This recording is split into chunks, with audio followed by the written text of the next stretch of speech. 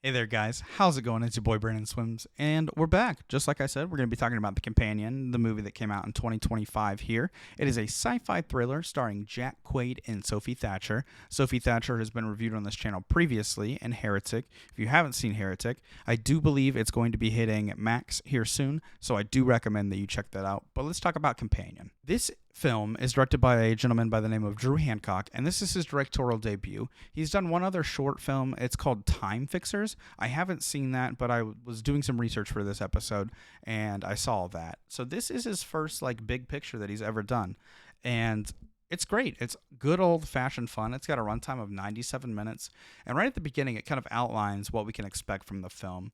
At the beginning of the film, Sophie Thatcher's character Iris has a monologue that states, "I've only felt true happiness twice in my life. The first was the day I met Josh, and the second was the day that I killed him."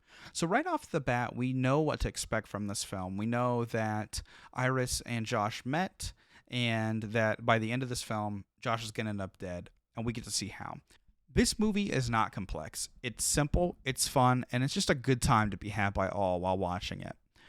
While watching this, there's some fun dark humor, there's some gore, but perhaps my favorite thing about this movie gives Terminator 2-esque vibes. Terminator 2, in my opinion, is the best Terminator, and while I don't have specific evidence, I do believe that Drew Hancock was inspired by Terminator when making this film.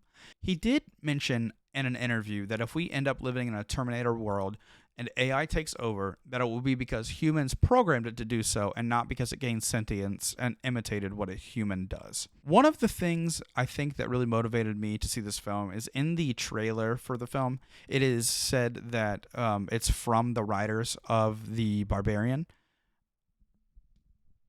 I think one of the things that inspired me to see this film is that during the previews, it says from the studio that brought you Barbarian, and I personally love Barbarian.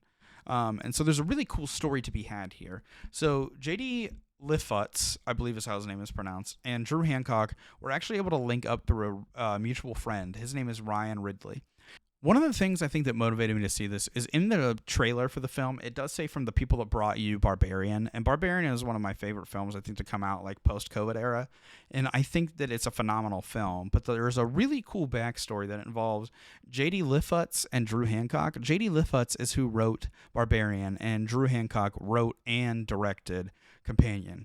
So during that runtime, they have a mutual friend. His name is Ryan Ridley. And Ryan Ridley was working with JD on Barbarian and was able to get Drew a copy of the script. And so Drew read the script and was inspired a little bit while he was already writing the companion script. But while he's writing the companion script, Barbarian's being filmed. And so he kind of gets to see, okay, this is his dream coming to life. So fast forward to the making of Companion, JD and Ryan end up being producers on Companion. Ryan is an executive producer on this, and JD is just a regular producer on it. But it's still really cool to see how not only did the studio back this movie, but they also were able to get funding from. One of the things that inspired me to see this film is that during the trailer for it, it does say that it's from the people that brought you Barbarian, and Barbarian is a phenomenal movie. But there's a really cool story behind this. And so basically, J.D. Lifutz, which is the writer of Barbarian, has a friend, Ryan Ridley. And Ryan Ridley and Drew Hancock weren't super close, but Drew slipped him a copy of the Barbarian script and basically was like, "Hey, this is fantastic. I think you should read it." And so while he's reading that, he's already in the process of writing the script to Companion. And he said in the interview that it was super fantastic to be reminded as a writer to entertain yourself. Because if you entertain yourself, you're going to end up entertaining others. And so fast forward to the making of Companion, JD and Ryan actually end up being producers for the film, which means that they put money forward to make the film happen. So I think that's a really cool story to be told there, because not only did the studio that produced Barbarian put this movie out, but the people that made Barbarian helped back what Drew Hancock's vision was, and I think that's really cool.